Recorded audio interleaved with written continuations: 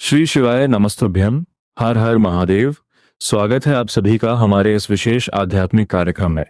भगवान देवाधिदेव महादेव की अनुकंपा और पूज्य पंडित प्रदीप जी मिश्रा जी द्वारा वाचित श्री शिव महापुराण कथा के अद्भुत, अलौकिक और कल्याणकारी सूत्रों में आप सभी का हार्दिक स्वागत है। मनुष्य का यह भौतिक जीवन अनेक प्रकार के संघर्षों, चिंताओं, दुखों और उतार चढ़ावों से भरा हुआ होता है। कभी हमारे घर में अकारण ही क्लेश और अशांति उत्पन्न हो जाती है, कभी व्यापार और नौकरी में रुकावटें आने लगती हैं, तो कभी व्यक्ति कर्ज, बीमारियों और गुप्त शत्रुओं के जाल में उलझकर निराश हो जाता है।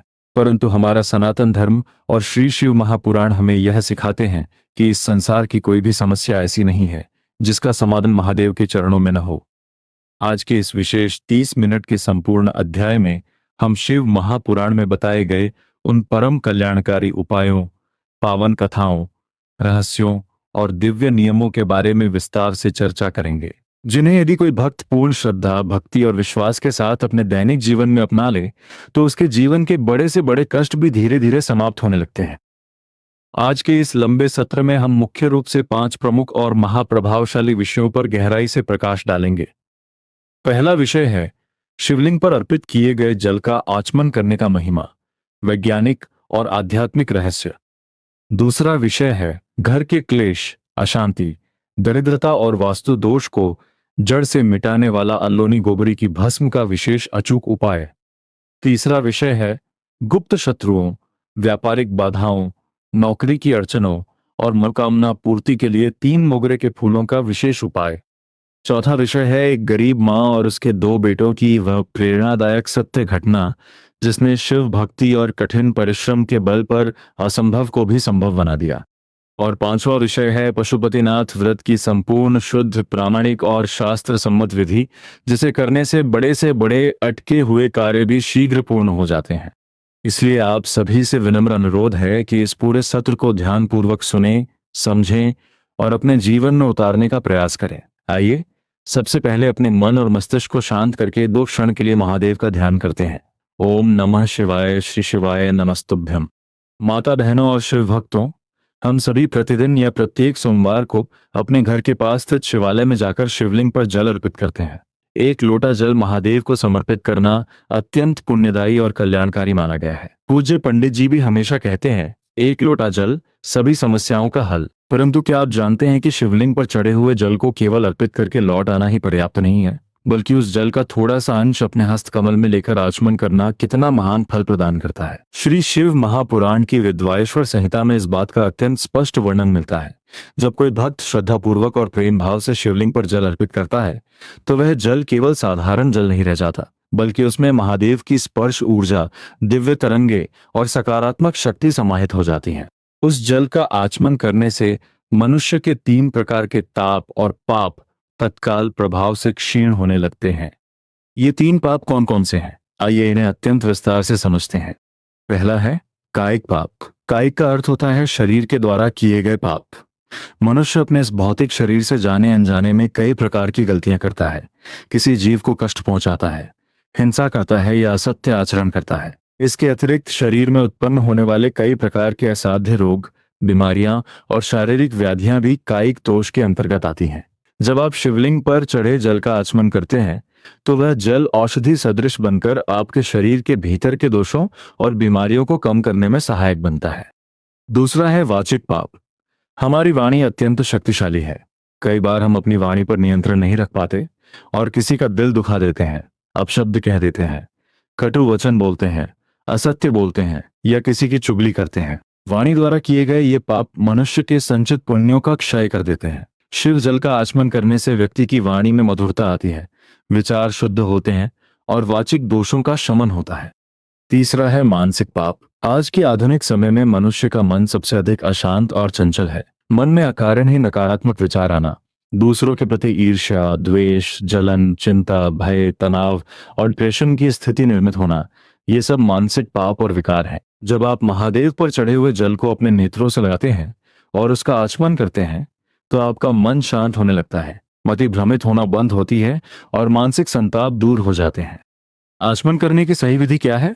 जब आप जल अर्पित कर लें तो शिवलिंग की जलाधारी से बहकर आने वाले जल को अपने दाहिने हाथ की अंजलि में थोड़ा सा ग्रहण करें। इसके बाद 3 बार श्री शिवाय नमस्तुभ्यम मंत्र का धीमे स्वर में उच्चारण करते हुए उस जल की कुछ बूंदें ग्रहण करें और अवशेष जल को अपने मस्तक, कंठ तथा नेत्रों पर लगाएं। ये छोटा सा नियम आपके जीवन में असीम शांति, आरोग्य और सुख समृद्धि लेकर आएगा। माता बहनों और शिव भक्तों, कई बार हमारे घरों में ऐसी विपरीत परिस्थितियां बन जाती हैं कि बिना किसी ठोस कारण के आपस में मतभेद होने लगते हैं।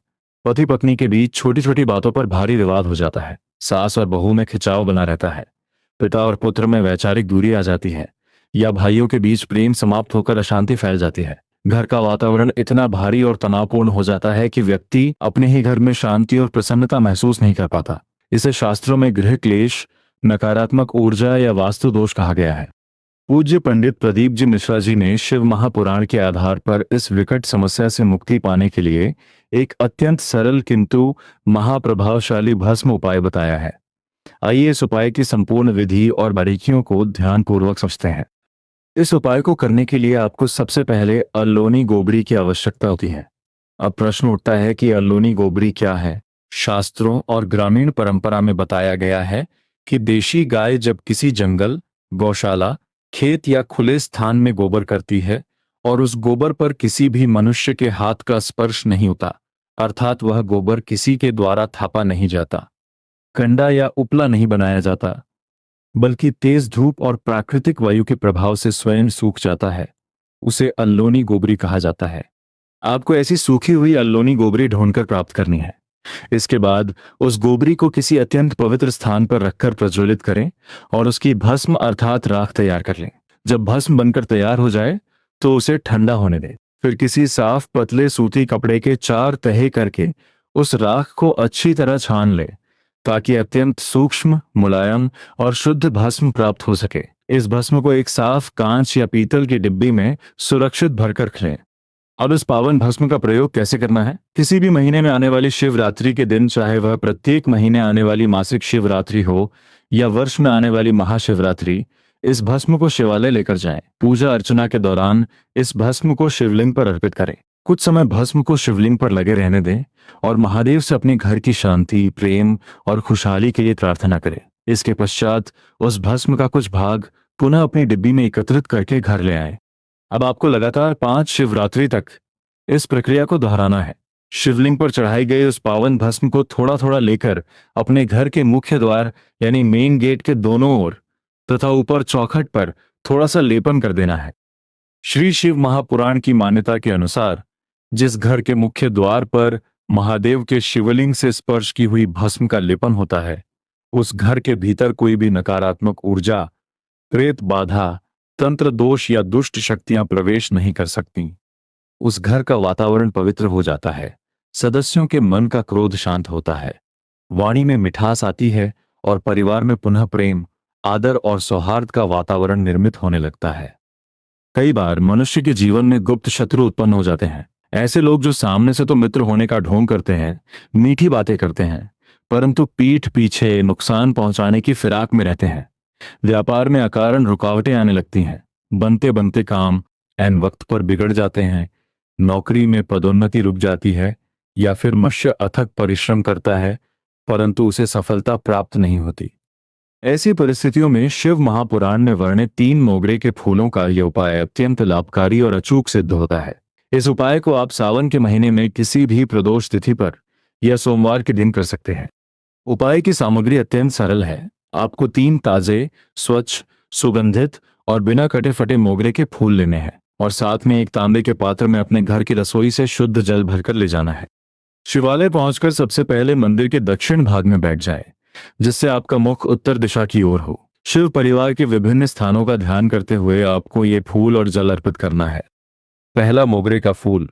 सबसे पहले एक मोगरे का फूल शिवलिंग के दाहिनी ओर स्थित श्री गणेश जी के स्थान पर अर्पित करें और मन में श्री शिवाय नमस्तुभ्यम मंत्र का स्मरण करें।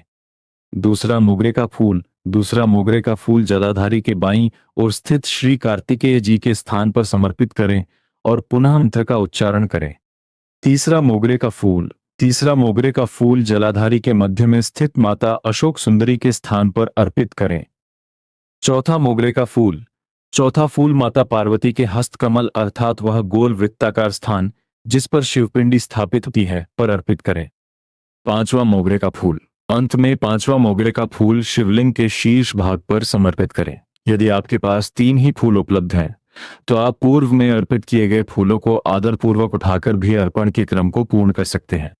जब आप पांचवा फूल शिवलिंग पर रखें, तब अपने मन की गुप्त चिंता, शत्रुओं से रक्षा की प्रार्थना या व्यापारिक रुकावट को महादेव के समक्ष स्पष्ट शब्दों में प्रकट कर दें। इसके पश्चात अपने तांबे के पात्र का जल थोड़ा थोड़ा करके क्रमशः गणेश जी, कार्तिकेय जी, अशोक सुंदरी जी, माता पार्वती के हस्त कमल और अंत में पूरा जल शिवलिंग पर धारा के रूप में अर्पित करें।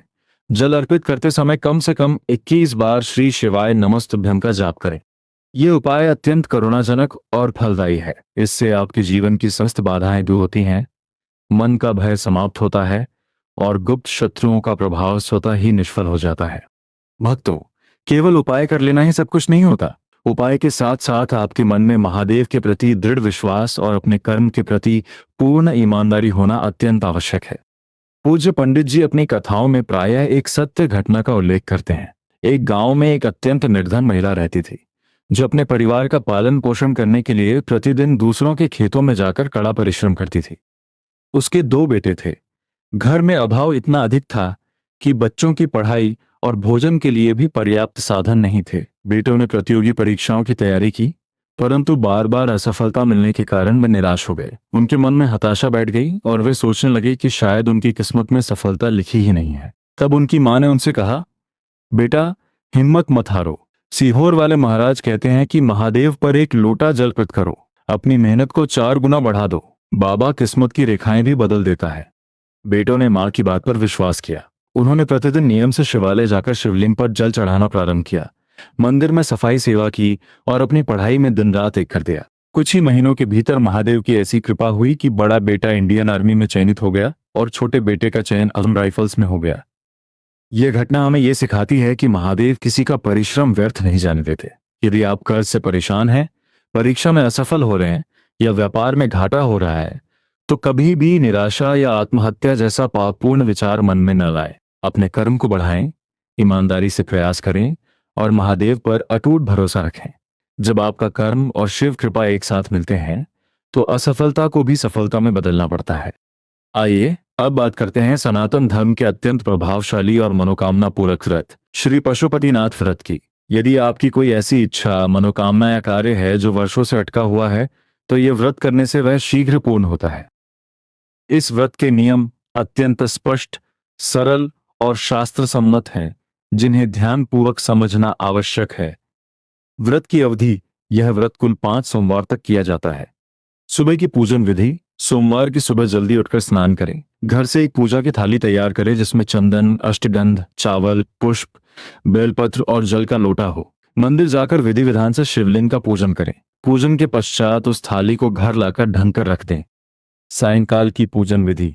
शाम के समय उसी थाली में 6 दिए आटे या मिट्टी के, शुद्ध गाय के घी के रखें और साथ में घर पर बना हुआ मीठा प्रसाद जैसे हलवा, खीर या चूरमा रखें। मंदिर में शाम का नियम। मंदिर पहुंचकर प्रसाद के 3 बराबर भाग करें। 5 दिए शिवलिंग के समक्ष प्रज्वलित कर दें। 6ठे दिए को बिना जलाए अपनी पूजा की थाली में वापस रखें। प्रसाद के 2 भाग मंदिर में ही शिवलिंग के पास छोड़ दें और 1 भाग थाली में वापस रख लें। मुख्य द्वार का नियम। जब आप पूजा पूर्ण करके अपने घर वापस आएं, तो घर के मुख्य द्वार में प्रवेश करने से पूर्व अपने दाहिने हाथ की ओर बैठकर थाली में लाया गया वह 6ठा दिया प्रज्वलित कर दें और अपनी मनोकामना महादेव से कहें। भोजन का नियम। शाम को भोजन करने से पूर्व सबसे पहले मंदिर से लाया गया वह प्रसाद का 1 भाग खाएं, उसके बाद ही अपना सात्विक भोजन ग्रहण करें। उद्यापन विधि। जब 5वां सोमवार आए, तो पूजन के साथ साथ 108 चावल के दाने, 108 बेलपत्र या 108 पुष्प की पंखुड़ियां शिवलिंग पर अर्पित करें और साथ में एक श्रीफल नारियल पर कुछ दक्षिणा रखकर महादेव के चरणों में समर्पित कर दें। यह 5 सोमवार का पशुपतिनाथ व्रत यदि पूर्ण नियम और श्रद्धा से किया जाए, तो महादेव आपकी झोली खुशियों से अवश्य भरते हैं। भक्तों, अब आज के इस पावन सत्र के अंतिम चरण में आइए हम सब मिलकर 2 मिनट के लिए अपना ध्यान महादेव के चरणों में केंद्रित करते हैं। अपनी आंखें कोमलता से बंद कर लीजिए। अपने मन से संसार की समस्त चिंताओं, भय और अशांति को निकाल दीजिए। अपने हृदय कमल में कैलाश पर्वत पर विराजमान शांत, करुणामय, मस्तक पर चंद्रमा और जटाओं में गंगा को धारण किए हुए भगवान भूतनाथ का ध्यान कीजिए। मेरे साथ मन ही मन परम पावन शिव मंत्र का जाप करें। श्री शिवाय नमस्तुभ्यम, श्री शिवाय नमस्तुभ्यम, श्री शिवाय नमस्तुभ्यम। ओम नमः शिवाय, ओम नमः शिवाय, ओम नमः शिवाय। हे महादेव, हे करुणा सागर, हे विश्वनाथ, आज जितने भी भक्त इस कथा और उपायों को सुन रहे हैं, उन सभी के जीवन के कष्टों को हर लीजिए। उनके घरों में सुख, शांति, समृद्धि और आरोग्य का वास हो। किसी भी जीव को अकारण कष्ट न सहना पड़े। अपनी भक्ति का दान हमें प्रदान कीजिए। आइए अंत में भक्ति भाव से आरती का स्मरण करते हैं। जय शिव ओंकारा, स्वामी जय शिव ओंकारा। ब्रह्मा, विष्णु, सदाशिव, अर्धांगी धाराद, ओम जय शिव ओंकारा। बोलिए उमापति महादेव की जय, साम सदाशिव भगवान की जय, कुबेरेश्वर महादेव की जय। यदि आपको यह पावन जानकारी और शिव कथा पसंद आई हो तो इसे अपने परिजनों और मित्रों के साथ अवश्य साझा करें। चैनल को सब्सक्राइब करें और कमेंट बॉक्स में पूरी श्रद्धा के साथ श्री शिवाय नमस्तुभ्यम अथवा हर हर महादेव अवश्य लिखें। धन्यवाद। हर हर महादेव।